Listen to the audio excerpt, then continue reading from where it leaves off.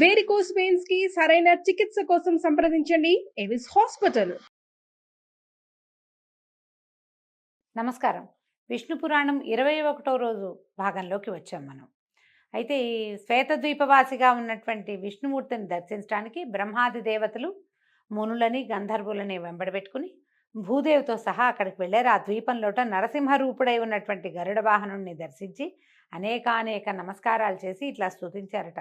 చంద్రశేఖర సంస్థుత నమస్తే చంద్రార్కులోచన చంద్రశైలధర పీతాంబర కమలాక్ష కమలామనోహర కమలవాస కమలనాభ ధరణీధర గరుడవాహన దశకంఠ సంహార దశతత్వ బోధక మదనజనక కరుణతో మమ్మల్ని కాపాడు, కటాక్షించు. ఇదిగో భూదేవి దుర్మదాంధులైనటువంటి రాక్షసుల బరువుని మోయలేక వంగి కుంగి బాధపడుతోంది. ఆ బరువును పోగొట్టి ఈ దేవికి సుఖస్థితిని కలిగించు అని పరిపరి విధాలుగా విన్నవించగా విష్ణువు బ్రహ్మను ఆదరంగా మన్నించి భూదేవిని ఓదార్చి, నువ్వు చింతించకు, నీకు కలిగిన బాధని నేను పోగొడతాను అని అభయరూపంగా ఓరడించారట. తన శరీరం నుంచి నల్లని తెల్లని 2 రోమాలను తీసి, ఇదిగో ఈ 2 నా అంశతోటి 2 పురుషమూర్తులుగా ధరలో అవతరిస్తాయి, దుష్ట శిక్షణ శిష్టరక్షణ చేస్తాయి, దాంతో భూభారం పోతుంది.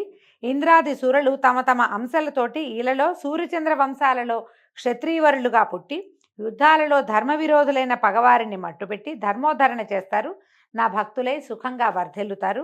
నేను ఇళ్లలో వసుదేవుని ఇల్లాలైన దేవకికి 8వ గర్భాన కుమారుణ్ణై జన్మిస్తాను. నా పేరు కృష్ణుడు. నా పనిగా భూభారాన్ని తీరుస్తాను, కంసాదులను రూపుమాపి లోకానికి క్షేమం కలిగిస్తాను అని అభయం ఇచ్చాడు. దాంతో ఇంద్రాదులు బ్రహ్మమాట మీద మేరు పర్వతం దగ్గరికి వెళ్ళి కార్యాచరణ ఆలోచిస్తున్నారు. ఇప్పుడు మనం ఏం చేయాలి అని వాళ్ళంతా ఆలోచిస్తున్నారు. భూదేవి నా బరువు తగ్గిపోయింది ముందేనని ఆవిడ సంతోషంగా ఉందట. అయితే ఇట్లాంటి ఒక వృత్తాంతం జరిగిందని నారదుడు కలహాసనుడుగా బిరుదు పొందిన వాడు ఆయన ఏం చేశాడు, ఈ విషయం అంతా కంసుడికి చెప్పి వెళ్ళిపోయాడు. కంసుడికి తెలియజేశాట. దేవతలంతా ఒక మీటింగ్ పెట్టుకున్నారు. వాళ్ళంతా ఇట్లా ఆలోచిస్తున్నారు. విష్ణుమూర్తి భూమి మీద పుట్టబోతున్నాడు. ఆ పుట్టబోయేవాడు ఎక్కడో పుట్టడు, ఈ దేవికి మీ చెల్లెలకే పుట్టబోతున్నాడని ఈ వివరం అంతా చక్కగా తూచా తప్పకుండా అన్నీ అందించాడు. అందించేసరికల్లా ఈ వెంటనే కంసుడు చింతకి చితికి మతిపోయిన వాడిలాగా ప్రవర్తిస్తూ ఈ దేవకి వసుదేవుల్ని అంతకుముందు ఇంట్లో ఉంచాడు, ఇప్పుడు తీసుకెళ్లి కారాగారంలో పడేశాడు. ఇలా ఉండగా హిరణ్యకశిపుని కుమారులు 6 విష్ణుమాయ వల్ల వరుసగా దేవికి కన్న కొడుకులయ్యారు. మునుపు తన మాటగా తన అన్న ప్రకారమే వసుదేవుడు ఏం చేశాడు, వాళ్ళని ఒక్కొక్క పిల్లవాడు పుట్టినవాడిని పుట్టినట్టుగా తీసుకుపోయి కంసుడికి అందించేసరికల్లా ఆ దుర్మార్గుడు వాళ్ళని అట్లాగే సంహరించేశాడు. దేవకీదేవి 7వ గర్భం ధరించగా లోకమంతా ఆనందమైందట, ఆనందమయమైపోయింది. భూదేవికి వింత వికాసము విలాసము కలిగేయట. 14 లోకాలు తమ తాలూకు విష్ణుభక్తిని ప్రకటించేసాయట.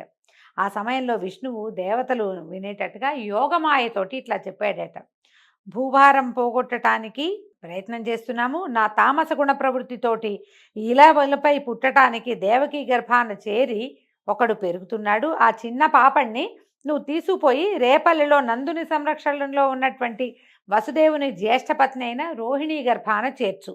ఈ పని నరమానవుడికి తెలియకూడదు. కంసునికి భయపడి ఒదిగి ఉన్న దేవకి కడుపు దిగజారిపోయిందని అందరూ అనుకుంటారు. ఒక గర్భం నుంచి ఆకర్షించి ఇంకొక గర్భానికి చేర్చటం వల్ల ఆ శిశువుకి సంకర్షణుడనే పేరు గలవాడుగా జన్మిస్తాడు. వెండి కొండలాగా తెల్లని మేనుతోటి జన్మిస్తాడు. ఈ విధంగా పెరిగి పెద్దవాడై భద్రంగా బలాతిశయంతో భాషిస్తూ బలభద్రుడిగా ప్రసిద్ధుడవుతాడు అని చెప్పాడు. చెప్పాక ఇంకా చెప్తున్నాడు, వర్షాకాలంలో శుక్లపక్షాన అష్టమి నాడు అర్ధరాత్రిలో దేవకిదేవి పుత్రుడిగా జన్మిస్తాను. ఆ సమయంలో నువ్వు యశోద గర్భాన స్త్రీ శిశువుగా జన్మించు. నా శక్తి ప్రేరేపణ వల్ల వసుదేవుడు నన్ను అక్కడికి తీసుకొస్తాడు. రేపల్లెకి నన్ను యశోదాదేవి పక్కన ఉంచి నిన్ను తీసుకొచ్చి దేవికి అందిస్తాడు. ఆ తర్వాత ద్వారపాలకులని ఏడుపు విని వడివడిగా వెళ్ళి కంసుడికి చెప్పగా ఆ మూర్ఖుడు వస్తాడు, నిన్ను రాతి పలకపై పడేస్తాడు. వెంటనే నువ్వు పైకెగిరి అష్టభుజ శక్తిమూర్తివై ఇంద్రాది సురల జయజయధ్వానాలతో ఒప్పుతూ క్రమంగా శుంభాది దానవులను సంహరించే ఘనకార్యం చేసి ముల్లోకాలకు క్షేమం కరివవుతావు.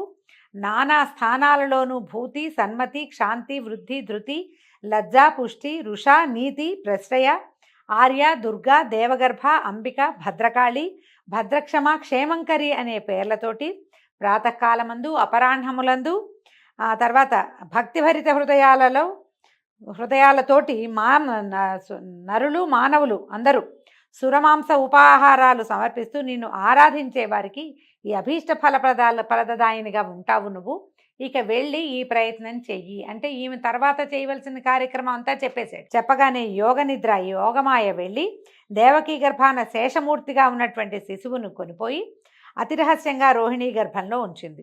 కంసుని వల్ల భయపడటం వల్ల దేవకికి గర్భస్రావం అయిందని ఇక్కడంతా చింతించారు. సప్తమ గర్భం 7వ గర్భం స్రావం అయిపోయింది. ఇంకా 8వ గర్భానికి వీళ్ళు ఎదురు చూస్తున్నారనమాట. తర్వాత వసుదేవుని పుణ్యం వల్ల విష్ణుదేవుని మహిమ చేత దేవకీదేవి గర్భవతి అయింది. ఇది అష్టమ గర్భం పరమ పావనమని జగమంతా స్తుతించింది. సకల లోకాలకు తండ్రిగా సంరక్షకుడుగా విరాజిల్లుతున్నటువంటి కమలా మనోహరుడు దేవకీ గర్భాన అర్భకుడై పుట్టడం జీవలోక సంరక్షణ కర్తవ్యం కదా. ఆయన ఏంటంటే ఆయన ఎందుకు పుట్టాడు? కేవలం దీన్ని రక్షించడం కోసం మాత్రమే, ఇంకా వేరే ఏ కారణమూ లేదు. శ్రీ మహావిష్ణువు ఇక్కడ పుట్టిన సమయం నందే అక్కడ రేపల్లిలో యోగ నిద్ర నందుని ఇల్లాలైన యశోద గర్భాన అవతరించింది. శ్రావణ మాసంలో ఈ పద్మాక్షుడు జన్మించిన సమయమందు గ్రహాలు వక్రగతి విడిచి రుజుగతిగా ఉన్నాయి. కృష్ణ జనన సమయమందు దేవకి సూర్యోదయంతో తూర్పు దిక్కులాగా తెల్లగా భాషించింది. ఆమె తేజస్సు చూసి చూడలేని వారైన ఇంద్రాదులు ఆకాశాన్ని నుంచి ఇట్లా అన్నారట, లోకాలన్నీ తన కడుపులో ఉంచుకున్న ఆది విష్ణువు ఇప్పుడు నీ గర్భాన చేరాడు, నీవు ఇప్పుడు జగన్మాత అవుతున్నావు. పరమపురుషుడు పుట్టే సమయంలో నీకు ఏ ప్రసవ సంబంధమైన ఏ బాధ లేకపోవుగా కానీ అనేక విధములైన మంగళవాక్కులు పలికారట. ఆ సమయంలో నల్లని మేను, పున్నమి నాటి చందమామను పోలిన మోము, విశాలమైన వక్షంపై మచ్చ, తెల్లని తామరల్లాంటి విశాలమైన నేత్రాలు, కరుణను స్ఫురించే చూపులు, నడుమున పచ్చని పట్టుపంచ, మోకాళ్ల వరపు నిడుపుగా ఉన్న 4 చేతులు కలవాడైనటువంటి లోకాలని పరిపాలించే పరమపురుషుడు బాలుడై దేవకి గర్భం నుంచి ఉదయించాడు. పరమాత్మ చతుర్భుజుడయే జన్మించాడని చెప్తున్నారు. సకల భువన రక్షకుడైన పుండరీకాక్షుడు శంఖచక్ర గదాభయహస్తుడై పుట్టిన సమయంలో అన్ని లోకాలు ఆనందభరితాలైనాయి. సాధుజనులు సంతుష్టులయ్యారు. చల్లని గాలులు వీచాయి. యమున మొదలైన నదులు అత్యంత ప్రశాంతంగా ప్రవహించాయి. సముద్రాలు ఉప్పొంగాయి. గంధర్వుల పాటలు అప్సరల ఆటలు ముచ్చటగా వినవచ్చాయి. దేవతలు పుష్పవృష్టి కురిపించి దివ్య దుందుబులు మ్రోగించారు. యజ్ఞాలు సలక్షణంగా వెలిగే అగ్నులతోటి భాషించాయి. మేఘాలు మెల్లగా ఉరిమి చల్లగా వర్షించాయి. ఆ సమయంలో దేవకీ వసుదేవులు ఆ దివ్యమూర్తి యొక్క మహిమను చూసి అమితాశ్చర్యానందాలతోటి మొక్కి ఇలా అన్నారు, దేవా హరి సకలలోక సంస్తుత్య, సకల జగన్నాథ శ్రీనాథ భూనాథ, నీవు మా బిడ్డవై జన్మించడం నిజంగా మా అదృష్టం. నీ తేజస్సు చూసి కంసుడు వచ్చి అదరి బెదరి మమ్ము బాధిస్తాడు కనుక ఈ రూపం విడిచి సామాన్య మానవ రూపంతో శిశువుగా ఉండు నాయనా అని ప్రార్థిస్తే హరివారిని కరుణించి భయపడకండి, వాడి చలం బలం హరించడానికే నేను ఇలా మీ బిడ్డనే అవతరించాను అని తన అసామాన్యమైన రూపాన్ని ఉపసంహరించుకుని సామాన్య మానవ శిశువుగా కనిపించాడట. తర్వాత వసుదేవుడు ఆ బాలుని తీసుకొని బయలుదేరాడు. చెరసాల నుంచి బయటకు వచ్చాడు. సమయం నడిరేయి. ఆ దేవుని మాయాప్రభావం వల్ల నగరంలోనే కాక చెట్లపై ఉన్న పక్షులు కూడా గాఢ నిద్రా పరవశులు అయిపోయినాయి. చెరసాల ముందున్న భటులు, రాత్రి నగర వీధుల్లో తిరిగే రక్షక భటులు, కోటలో కాపున్న కొలువుకాండ్రు అందరూ గాఢ నిద్రా పరవశులయ్యారు. వసుదేవుడు వెలుపలికి వస్తున్నప్పుడు తాళాలు గడియలు వాటంతటా అవే విడిపోయాయి. సర్వము విష్ణుమయంగా విష్ణుమాయామోహితంగా ఉంది. ఆ సమయంలో దట్టంగా మెరుపులతో ఉరుములతో మింటికి కంటికి ఏకధారగా గాలివాయన కురవడం మొదలుపెట్టింది. త్రోవలో దేవకీ బాలునిపై చినుకు పడకుండా 1000 పడగల గొడుగుని అనంతుడు పైన ఛత్రంగా పట్టాడు. అంత వాన కురుస్తున్న యమున వసుదేవునికి మోకాలి బంటి నీటి దేవైంది. అలా అనాయాసంగా నదిని గడిచి అవతలి గట్టుకు చేరాడు. శ్రీహరి భక్తులకు సంసార సాగరం అరికాలి బంటి అవుతుందంటే మరి ఆ హరికి తండ్రి అయిన వసుదేవునకు యమున మోకాలి బంటి అవ్వటం ఏమి విచిత్రం కాదు. ఎవరైతే భక్తులుగా ఉంటారో వాళ్ళు ఈ భవసాగరాన్ని సులువుగా దాటేయగలుగుతారు. పాదాలతో దాటేస్తారు ఏం కష్టం లేకుండా. అలాంటి ప్రభువుని మోసేటువంటి తండ్రికి యమున ఎంత చిన్నదిగా అయినా ఉండుండొచ్చు. ఆ జడివానలో అంధకార బంధురమైన ప్రకృతి తోడుగా వసుదేవుడు ముందుకు వెళ్తూ యమునను దాటి స్నానాల రేవు వద్ద నందాదులను కొంచెం దూరంలో చూశాడు. వాళ్ళంతా పన్ను చెల్లించడానికి కంసుడి వద్దకు వెళ్తున్నాడట. తన సమాచారం వారికి చెప్పడం ఆ సమయంలో తగదని చూసి చూడనట్టుగా చాటుమాటుగా నడిచి రేపల్లెలోకి ప్రవేశించాడు. నందుడు నగరంలో లేడు. వాళ్ళంతా తెల్లవారుజామునే రాత్రి లేచి నడిచి మధురా నగరానికి వస్తున్నారనమాట. అలాగే నందుని మందిరానికి వెళ్ళాడు. ఆ సమయంలో దుర్భరమైన ప్రసవ వేదనతో యోగ నిద్రా మహిమ చేత మైమరచి తనకు పుత్రికా జననమైందనే విషయం కూడా తెలియక యశోద నిద్రాముద్రితంగా ఉంది. వసుదేవుడు మెల్లమెల్లగా లోనికి నడిచి వెళ్ళి ఆ ఆడబిడ్డను తీసుకుని తన కుమారుని అక్కడ ఉంచి వెలపలకు వచ్చాడు. రేపల్లెలో ఆ చీకటి రేయిని తెలివిగా ఉందనిలేం. ఆ చీకటి రేపల్లెలో ఎవ్వరూ తెలివిగా లేరు. రేపల్లంతా నిద్రా ముద్రలోనే ఉంది. నేను నందుని ఇంట్లో నుంచి శిశువుని ఉంచి బయటికి వచ్చిన వసుదేవుడు వెనుదిరిగి మళ్ళీ యమునను దాటి చెరసాలలో ప్రవేశించాడు. శాలలో ప్రవేశించంగానే చెరసాలలోకి వెళ్ళగానే ఈ కుమార్తె కెవ్వుమని ఏడ్చిందట చంటిబిడ్డ. అంతలో కావలివారు లేచి లోపలికి వచ్చి చూశారు. బిరబిరా కంసుని వద్దకు పోయి దేవకీదేవి ప్రసవించినట్లు చెప్పారు. ఆ మాట విని కంసుడు నిప్పు తొక్కినట్టుగా ఉరికి వచ్చి గండు పిల్లిలాగా పురిటింట్లో దూరాడట. లోపలికి వచ్చేసాడు. పురిటింట్లోకి సాధారణంగా పురుషులు రాకూడదన్న నియమం ఉంటుంది. ఈయన పురిట్లోంచే పసిబిడ్డల్ని చంపటం మొదలుపెట్టాడు.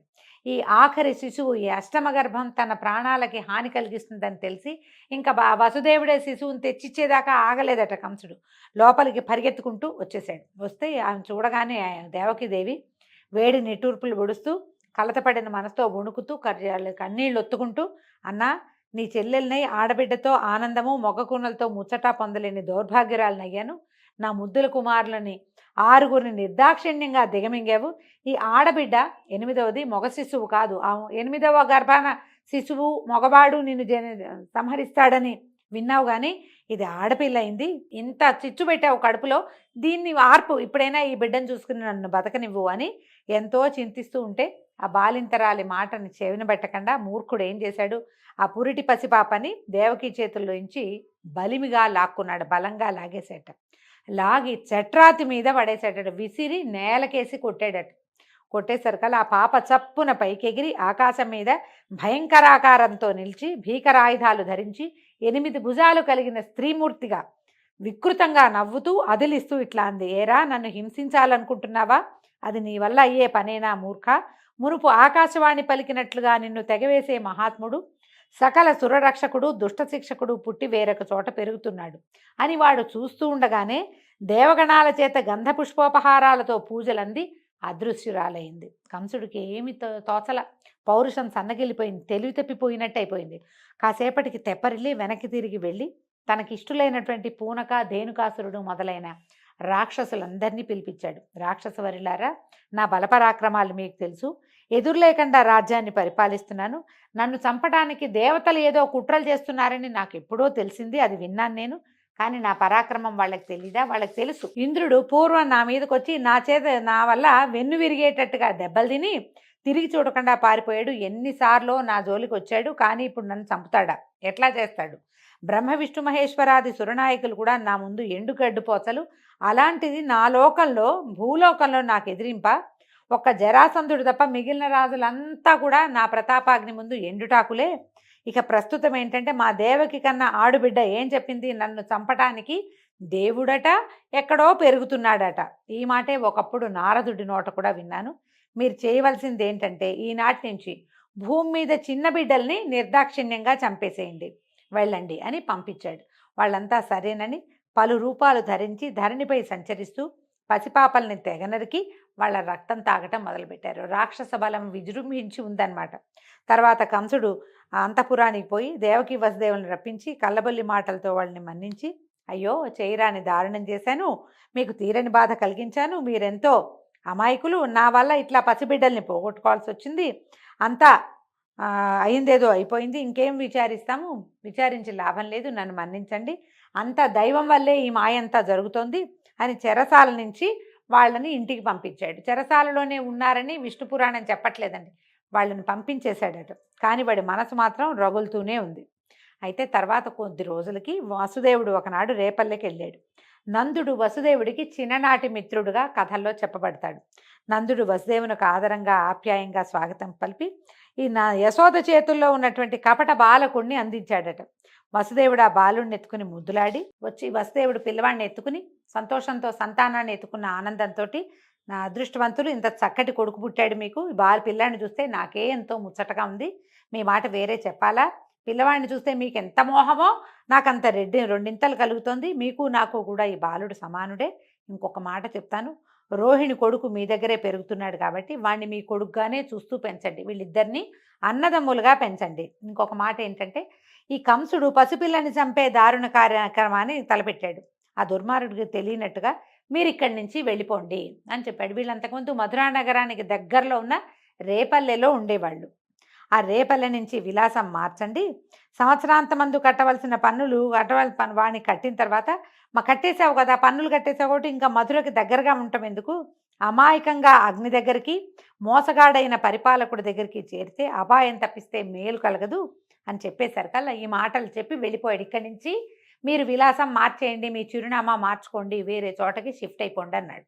అనగానే వీళ్ళు కూడా ఆలోచించి ఏం చేశారు, పిల్లల్ని తీసుకుని పశువులకు తమకు ఆహారము నీరు ఉన్న చోటకి తరలి వెళ్ళిపోయారు, బృందావనానికి వెళ్ళారు.